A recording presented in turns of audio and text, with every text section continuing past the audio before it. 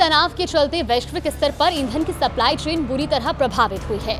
लेकिन इस संकट के बावजूद भारत में रसोई गैस और पेट्रोल डीजल की कोई कमी नहीं होने वाली है और इसका कारण ये है कि भारतीय रिफाइनरियों ने बेहद सूझबूझ के साथ देश में कम से कम अगस्त 2026 तक के लिए कच्चे तेल और एलपीजी का इंतजाम कर लिया है।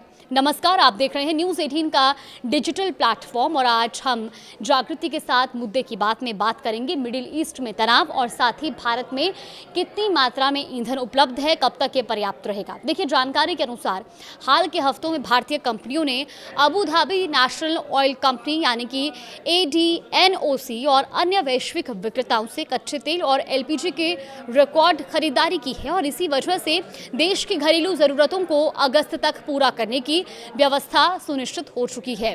सिर्फ खरीदारी ही नहीं बल्कि सप्लाई को बिना किसी रुकावट के जारी रखने के लिए भारतीय कंपनियां एक खास रणनीति पर भी काम कर रही हैं और इसके तहत फ्री ऑन बोर्ड यानी FOB आधार पर समुद्र के बीचों बीच एक जहाज से दूसरे जहाज में कच्चे तेल और एलपीजी की खेप ट्रांसफर की जा रही है।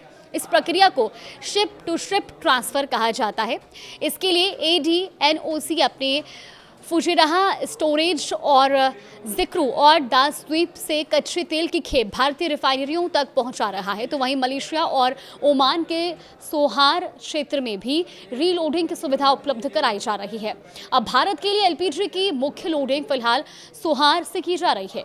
एक भारतीय रिफाइनरी अधिकारी के पहचान उजागर न करने की शर्त पर बताया गया कि भारत के पास कम से कम जुलाई तक और जुलाई के मध्य तक के लिए पर्याप्त एलपीजी का स्टॉक मौजूद है, तो वहीं कच्चे तेल को लेकर भी अगस्त तक किसी तरह की समस्या की आशंका नहीं है। इसी बीच सरकारी तेल कंपनियां हिंदुस्तान पेट्रोलियम कॉर्पोरेशन लिमिटेड यानी कि HPCL ने भी बड़ी मात्रा में तेल खरीदकर अपनी तैयारी मजबूत कर ली है। व्यापारिक सूत्रों के मुताबिक HPCL ने अगस्त डिलीवरी के लिए संयुक्त अरब अमीरात से 40 लाख बैरल मुर्बान क्रूड की बड़ी खेप खरीदी है। ये सौदा टोटल एनर्जीज की ट्रेडिंग शाखा टोटसा और मुर्किया के माध्यम से किया गया है। इसकी कीमत जुलाई के डेटेड ब्रांड बेंचमार्क से करीब 40 सेंट प्रति बैरल प्रीमियम पर तय हुई है।